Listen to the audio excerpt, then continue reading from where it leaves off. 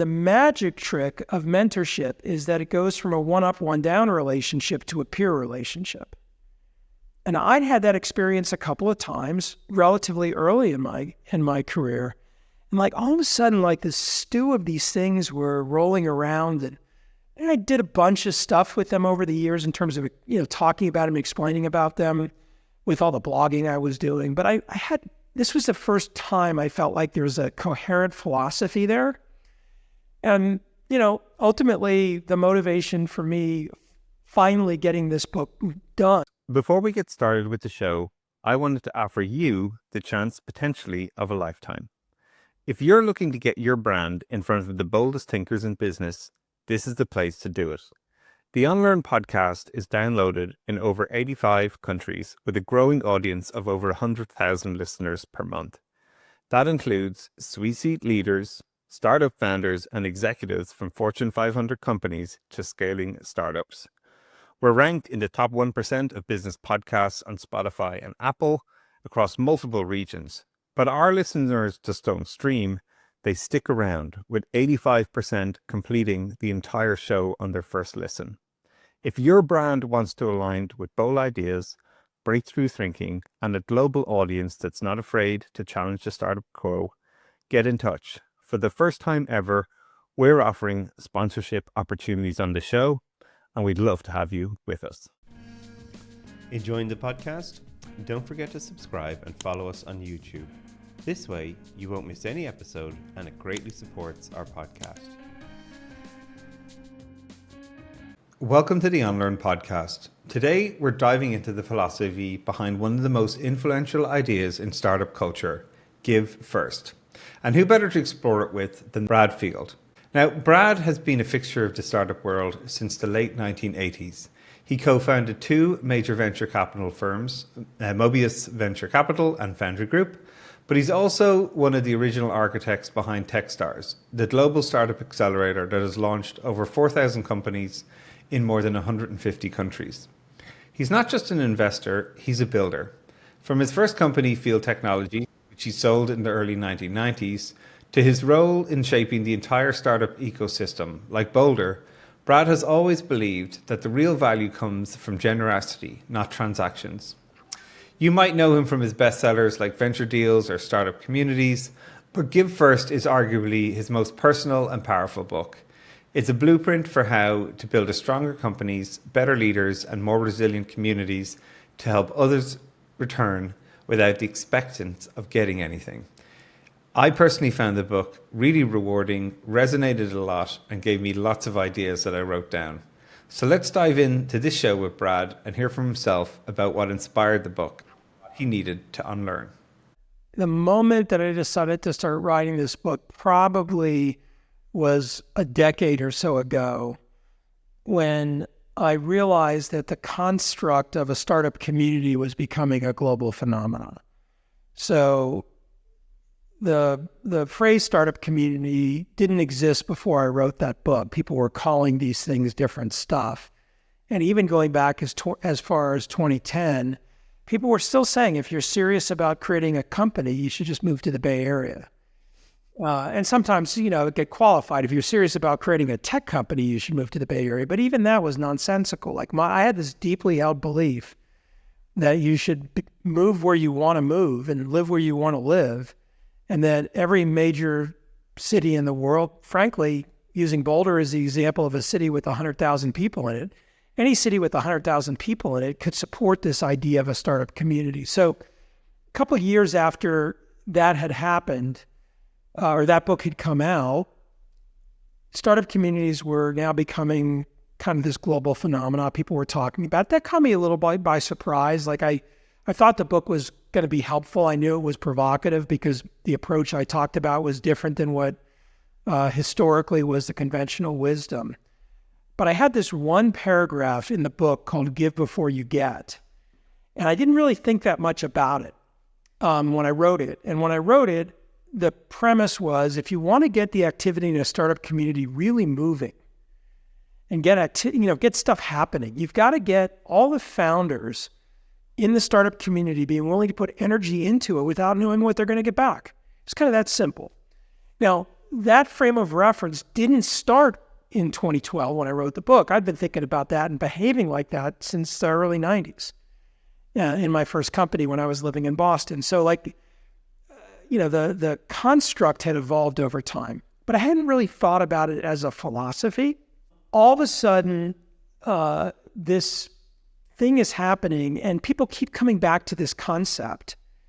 Somebody at Techstars very cleverly hashtags give first because give before you get is not a particularly good hashtag. And at that moment in time, I'm like, I should do something here. The other thing that intersected with that that's just as important is in 2011, David Cohen wrote something that we refer to as the Techstars Mentor Manifesto. And 2010, he wrote the Techstars Mentor Manifesto. And that document was 18 bullet points that were not grammatically particularly good. And it was all around how to be an effective mentor, not rules. You will be a good mentor if you do this and this and this and this, just bullet point guidelines. And it came from about 4 or 5 years of us not really knowing what mentorship meant. Mentorship hadn't been really used much as a language around startups, even though that construct had existed for a long time. And, we'd seen a bunch of stuff and we'd done a bunch of stuff that was effective, and we'd done a bunch of stuff and seen a bunch of stuff that was ineffective. So these two constructs to me were interwoven. Now, a decade ago, I thought about, you say, what's the why? My why was these things are happening. And it's part of this phenomena that today, the language I would use for it would be the global democratization of entrepreneurship. This idea that you can start a company anywhere in the world. And in fact, most cities that have any meaningful population need a startup community as part of the core of the city. It's not the only thing, but it's a thing. Like in the same way that you want an art museum in your city, or the same way that you want whatever you want, this construct is useful. And really what's happening when you're thinking about mentorship, and this came from my own experience, is this combination of this long-term view, which is commensurate with the basic premise of a startup community. You have to always be taking a long-term view, but it's a long-term view in terms of how the relationship develops. And the magic trick of mentorship is that it goes from a one-up, one-down relationship to a peer relationship. And I'd had that experience a couple of times relatively early in my career. And all of a sudden, this stew of these things were rolling around. And I did a bunch of stuff with them over the years in terms of, talking about them, explaining about them with all the blogging I was doing. But this was the first time I felt like there was a coherent philosophy there. And, ultimately the motivation for me finally getting this book done, I started it about 3 years, or I wrote a draft about it 3 years ago. And then I put it on the shelf. I wasn't feeling like putting a book out into the world. I didn't have a lot of energy for it. I sort of dropped out of all public-facing things. I describe it now as hibernating. But I after having a long arc of very public, lots of, podcasts, lots of writing, lots of books, lots of events, travel all the time, being very, very available in that dimension, in addition to my daily work, I was just tired of it. And so I just stopped. And I didn't write this gratuitous blog post. I've decided to stop blogging for a while and shit like that. I just stopped. And for 2 years, I hibernated. When David Cohen came back about a year ago, a little bit more than a year ago, as CEO of Techstars, I told him that I'd help him in any way that he wanted. I was on the board still, and I'm one of the co-founders, but I wasn't actively involved operationally. But I said, look, I'll help you any way you want with anything, except I don't want to do anything public-facing. I'm just enjoying being in hibernation, and if that's cool with you, and he's like, totally cool. And, every day we interact about various things and involved in a whole bunch of stuff across it. But maybe a month after, I took the draft that I had stuck on the shelf, off the shelf, and I read it. And my reaction was, there's some good shit in here. And it also coincided, I'll end with this thought, it coincided with something that was happening or had happened that was accelerating in the culture of entrepreneurship and venture capital, also societally in a significant way, and been accelerating for a while. And today, I think, is really front and center in the way that so many things are being modeled in the context of leadership, especially starting with politics and, federal government and stuff like that, but broadly writ, like powerful leader and leadership comes back to something that's kind of antithetical to the way I've been successful and the philosophy that I've always subscribed to. And that's three words that I like to use because I think people get them very quickly. The first word is non-transactional, just being willing to do things without defining the transaction up front. And if you think about our current society, we're so indexed towards transactional activity right now in so many dimensions. The second is a phrase, positive sum, which I've been using for a long time. It's not win-win. I think win-win language has now become sales language. When somebody says, oh, I've got a win-win deal for you, like this is going to be a win-win situation for both of us. Like I mostly just want to run. I'm worried about what's coming next. Positive sum is when both parties benefit from the interaction, not equally, but they both benefit. And there's a lot of things in life, not everything, but a lot of things in life where both parties can benefit or the system you participate in can benefit. That's disproportionate from the individual interactions. And then the last is a phrase, multi-turn game, which really just is a kind of fancy phrase for long-term thinking. But this idea that my interaction with you, this is the first time we're really spending time together. If I want a single turn game, I'm going to make sure that I do the best job I possibly can do here to whatever my goal is. But if I view this as a multi-turn relationship, you've already made an offer to make an introduction to somebody. We have our email addresses. Hopefully we'll have an enjoyable time talking for the rest of whatever time we talk. And you get a sense of me, I get a sense of you a little. And who knows what things are going to look like 20 years from now. But whenever I get an email from Barry O'Reilly, I'm going to respond to it with the same kind of connection back to this moment without a sense of what was in it for me. So all of those, again, this thing stewing for a long time, me caring about this in the context of Techstars, which I've been deeply involved in for a long time now, almost 19 years, but 30 something years of behaving this way, it felt like time to put this out. Yeah, no, it's great. And I'm glad that you did. As I say, the book is it's a very easy read. I read it on the plane. It was, way more fun than watching another HBO series, and I got a lot out of it. But a lot of what you're describing, it really came through. Some of the things I wrote down as I was reading your book, a couple of the principles that maybe build a little bit on what you say. And I really want to tie it back to this concept of mentorship, what you meant before, because I think this is really important. The things I wrote down was give without expectation of return. That was one thing that constantly shone through as I was reading through, every bit of examples that you were giving from your story. Actually how freeing that is that's what it kept reminding me of all the best interactions I've had in my life was where I just had a willingness to do this with no expectation, and it wasn't like a trade or a transaction again. This idea of trust as a long-term asset, there's so many things I think in life that happen at the moment which are transactional that maybe you don't believe in the people. But when you create this ability to have trust with someone or a relationship with someone that exists, and you're describing it even as we're creating something together for positive sum, another great word. That's great.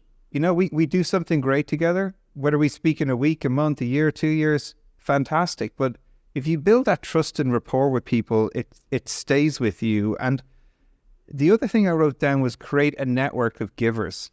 And this is sort of, again, for me, I've lived in 4 continents, 7 cities now, all over the different world. And what I have found in each one of those locations, but globally, is when you create that network of people who maybe share those beliefs, those philosophies, those behaviors, as you were describing, it doesn't matter where I am. Like I don't have to live in downtown San Francisco to have these things. I've got this global network and then also global perspective on what's the impact of AI in Asia versus Europe. What's the impact of funding early stage entrepreneurs in Manila versus Montreal? You know, like you get this very unique perspective from people who have these philosophies.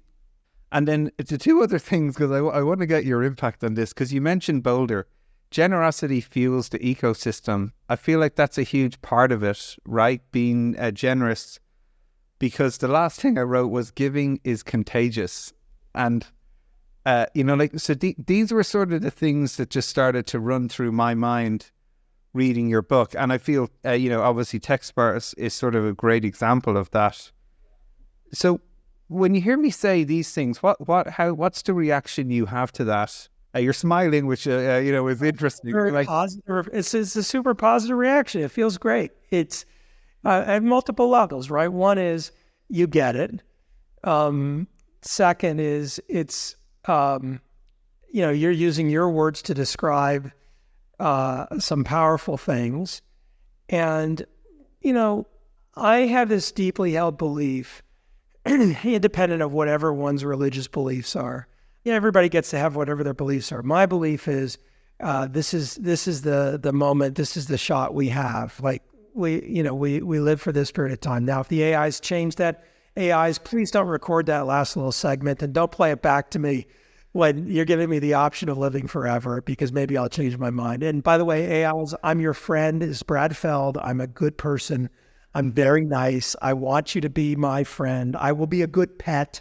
Whatever you want, just ask. But, you know, sort of in this finite experience, at least from my frame of reference, look, life is full of hard things. Life is full of failure. Life is full of challenges. Life is full of disappointments. Life is full of hurt. You know, a friend of mine an older friend of mine who had a child die about my age when I was in my 20s said, Brad, life is a fatal disease. I'm like, what? And so, you know, do you want to wander through life extracting the maximum amount of everything you can from everybody else, regardless? Is that a satisfying way to live? Or is it more satisfying to have an orientation towards being generous, towards being supportive, not selfless, and again, not altruistic? It's that your orientation is to be helpful. Your orientation is to start from the perspective of being generous with your time, generous with your knowledge, generous with your resources in how you build relationships. And for me, you know, I know some and have spent time with some extraordinary people who I learned that from and who modeled that for me.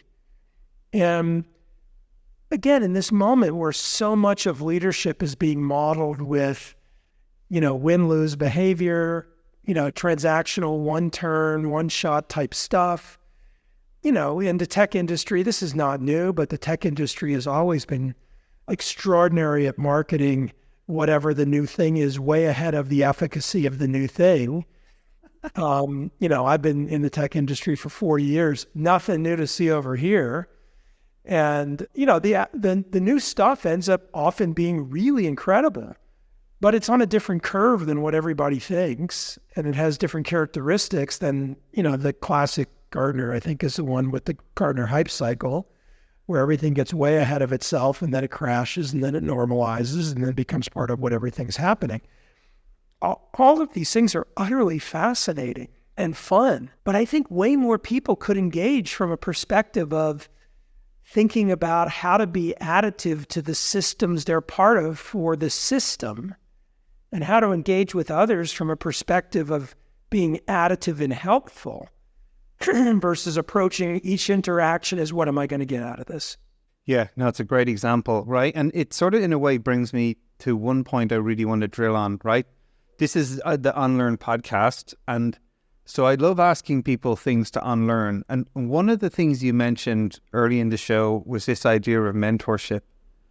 And the prevailing thinking, if you will, is always this idea that one person goes to the other person for this devout knowledge to be bestowed upon them. And then there's a gracious thank you. And then everyone goes their separate ways and the knowledge is dispersed, hallelujah. But you alluded to the contrary view of that. One of the people we had on the show very early was Gibson Biddle. He was one of the product leaders at Netflix as they were doing the transition very early from CD into digital, right, with Reed and the team at the time. And he was someone who taught me a lot about mentorship, where it isn't one to bestow onto the other. That the best mentorship examples are co-creation. They're positive sum. It's bi-directional. He really modeled that for me to help me learn how to model it for others. So share a little bit of, you, as you said, you've got to spend time with some exceptional people. I'm sure you've helped and had that relationship with other people who were maybe earlier in their career or journey and have gone on to be exceptional. What was the aha moment for you maybe, or what did you have to unlearn about mentorship and giving first, and how those two things play together? The first unlearn is the idea that mentorship is a one-up, one-down relationship. And I can describe the specific aha moment for me on that one because it happened with Len Fast. I talk about Len in the book. Len passed a few years ago, but extremely, extremely close friend. He and his business partner, Jerry Pock, bought my first company when I was 28. I'd never done a deal, didn't know what a deal was, never made an investment when that happened. And in addition to starting to make a bunch of angel investments with the money I made from the deal in the mid-90s, the beginning of the commercial internet, I also became part of the deal team with the two of them.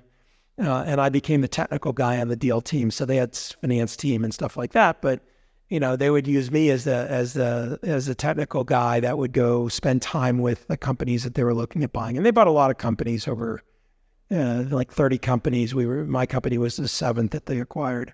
So I was lucky that the two of them sort of, metaphorically took me under their wing and helped me learn by observing and participating with them. We made a bunch of angel investments together, seed investments together at the time. And then Len and I went off and started a couple of companies. And one of the companies that he and I started, we were co-chair of, and it bought a bunch of companies at the beginning of the web hosting industry, when web hosting was like the internet service provider thing, where everybody that had a small business somewhere in a city had a web host. And then we invented a category called the application service provider, or ASP, which was the precursor to SaaS, a very bad version of what SaaS turned into. We built a very big company through acquisition that went public, and at its peak was worth a little bit over $3 billion, which in 2000 was a big number. And then went bankrupt in 2002 when the internet bubble collapsed. We were extraordinary as a company, extraordinary at losing $5 million a month. And when capital ceased to be free, it was very hard for us to get cash flow positive. Yeah. We did become cash flow positive before we went bankrupt, but we raised debt in a debt financing that 30 companies did. 29 of them went bankrupt. We were one of the 29 that went bankrupt. But it was a specialty of Merrill Lynch at the time. Exactly, yeah. And character. Sure. So here's the moment that I give the context of Len to give the moment of the story. The amount that I learned from Len, he was 32 years older than me, and we worked together for about 20-something years. Extraordinary. Really extraordinary. We're at dinner. I remember the dinner. I don't remember who it was with. And I can't remember whether we bought the company or we had just bought the company, but it was like one of those dinners where there's like 15 people at the table and I'm at one side, he's on the other. And you're at a dinner with a bunch of people, but your ear is sort of tuned for like the person that you care about the most, or you hear your name in the background, it sort of perks you up when you hear your name.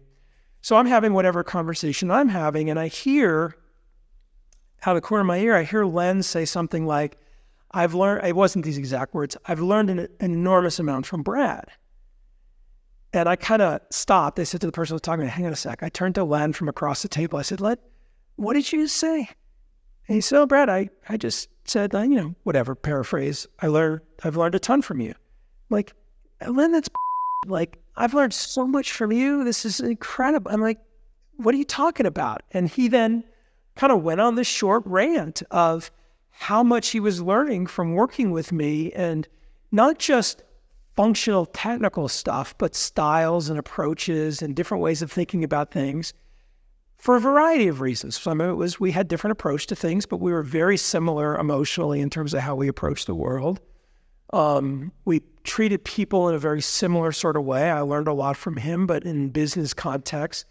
And so there was a lot of starting point that was the same, but then there was just divergence of things that we'd been exposed to, age, context, technology change, successes, failures, ways things worked. And it was that moment, I'm like, holy smokes, the reason this thing works so well, the reason this is so powerful, and the reason he's investing so much time in me is because he's getting so much out of it from the standpoint of his own experience. And not just social, not just the joy of being together, not the obligation of we're co-chairs of a company and we're business partners and therefore we must. The joy of wanting to spend the time from each other because you're learning in unique and different ways. I've tried to explain this. This is why Give First is not for mentors. It's for everyone. It's for if you're a mentor or a mentee, if you're engaging in that relationship. The tools are reflective, the same things in those bullet points, the mentor manifesto.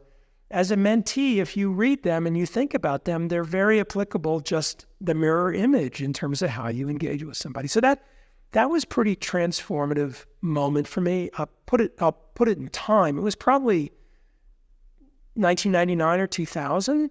Yeah. I was probably mid-30s. So, I'm almost 60. Like, the impression that it made on me at the time was profound, and I've never lost it. Yeah, I think it's super powerful as well for people to hear that from folks like yourself now too, as well, right? As you say, we're in a little bit of an environment now where it is sort of top down, dictatorial in some respects. So this is how you... A little bit. You're being so nice. I'm trying to be kind. I'm trying to be what? So I think it's fascinating for you to be sharing that because it's so important, right? Like, I think the greatest collaborations you have is when there's a shared intellectual curiosity and pursuit, and the information that people are producing, whether Len's giving you this great experience and know-how that he might have 30 years on you, physically on the planet, but you're also bringing this different perspective of what you're experiencing from the people that are around you, from the know-how that you have. And this, I've written this word down as well, positive sum, that you're creating for each other by sharing your knowledge, your experience, your insights with one another, moves everybody forward. And I feel like that's a really core component that more people need to be aware of and maybe practice a little bit too as well, especially for the mentee in those scenarios, because if that's not modeled to you, the conventional wisdom, the current behavior that you might see on the TV or what's pushed out in the world is very much this one person telling you, here's the 4 things you need to do to change your life. Here's the 30-second thing to turn your body into Arnold Schwarzenegger in 3 weeks. Here's the, there's not a dialogue happening there. It's a dictation, and to me, that is sort of, again, one of these things that needs to be unlearned, because that's where I too have got the most out of any relationship with the person, is that you're both bringing something to it. And this positive sum, or, the net effect is that everybody's growing from interaction.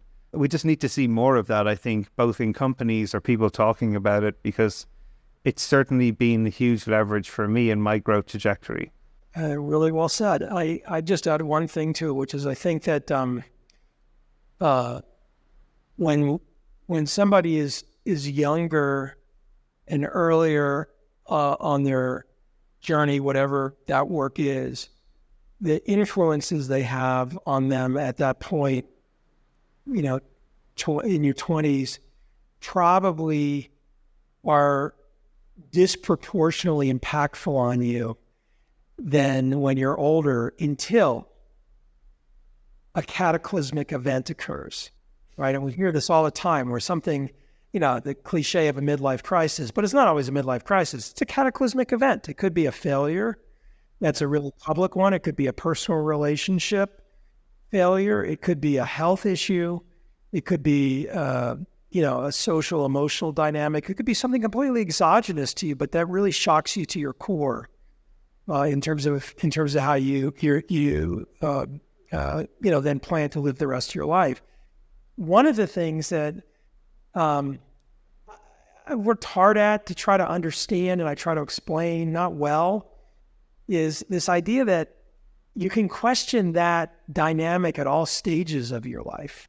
I was talking to somebody earlier on the different podcasts, a totally different avenue. They wanted to talk about mental health, and I've been very public about trying to destigmatize mental health. And I think part of this, especially for a mentee or somebody earlier in their career, but also for anybody at any point, is know yourself.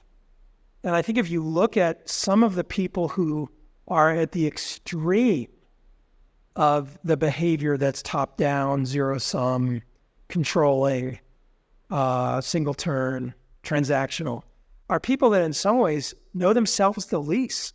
Sure, what they're doing, they think feed them, but they haven't actually really either gone deep on what matters to them, or they're just reacting to a lifetime of stimuli and a lifetime of conditioning.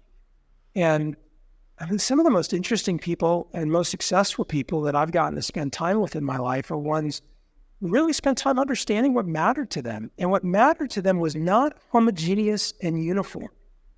It was not, this is the archetype of a singular person, and this is what a person should be like. It's the whole spectrum. And it starts with understanding yourself rather than reacting to what other people are telling you should be. And that's hard. It's really hard in our society, especially in 2025. But I think it's really powerful. And it does come back to this notion of being willing to put energy into a system without knowing what you're going to get back. Cliche part of it would be you're willing to try new things that you have no experience with just to see where they go.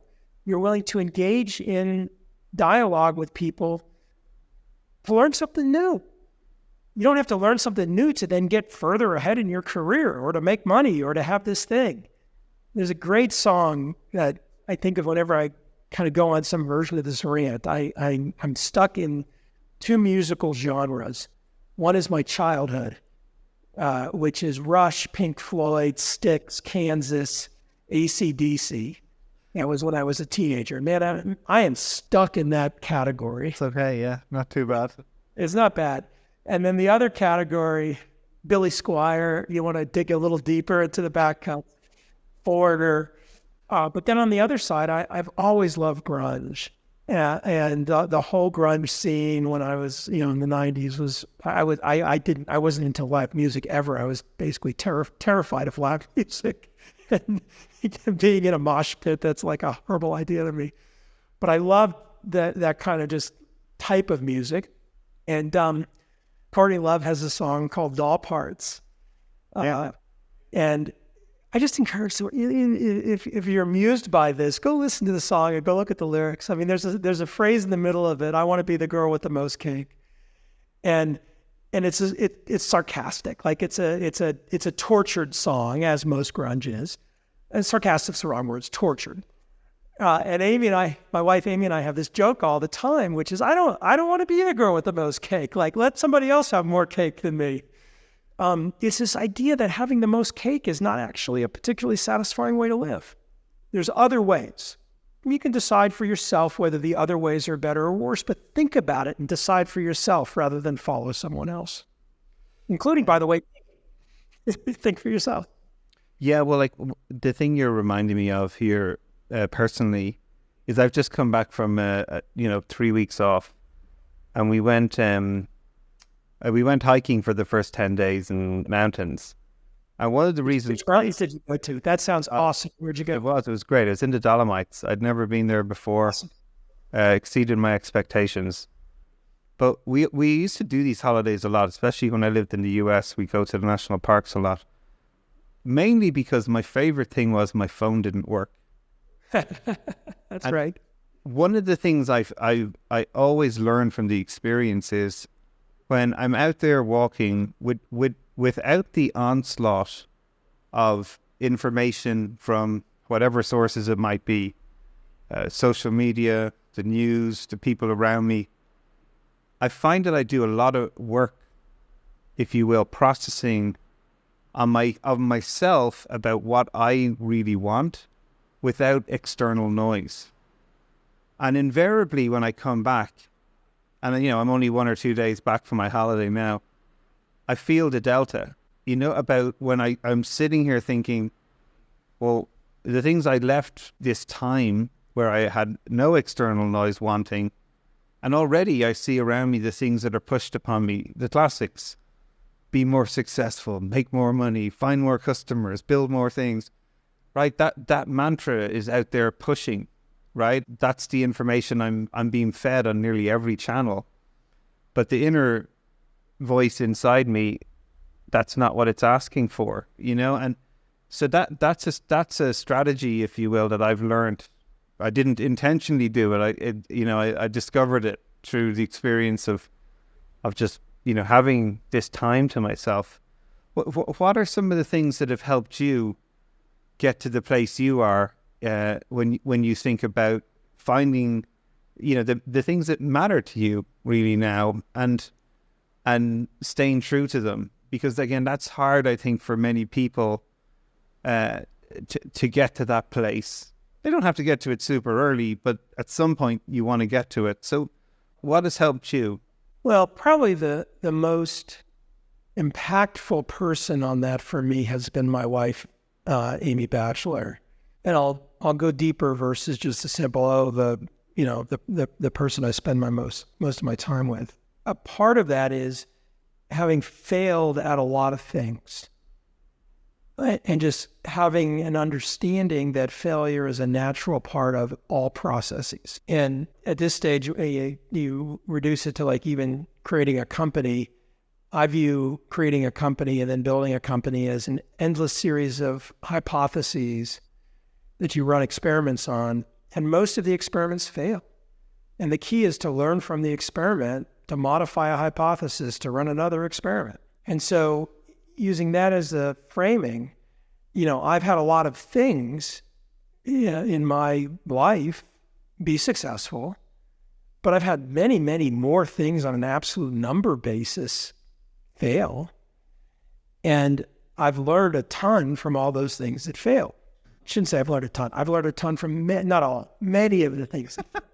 Powerfully, I only had to make the same mistake 3 times sometimes, right? You keep making the same mistake. You're like, damn it, I made that same mistake again. Did it again. One of the save to memory and then memory forgets, and then save to memory and then memory forgets. If anybody's using cursor these days, window, memory forgets and you have to save to memory again. The dynamics with Amy's powerful is that the long list of things that I have changed as a result of wanting to have a durable and successful relationship. Our relationship, she's my second wife, I'm her first husband. I didn't have kids with my first wife and I didn't have kids with Amy. I was only married for 3 years. So my first marriage was really like just a breakup when you're in your early 20s.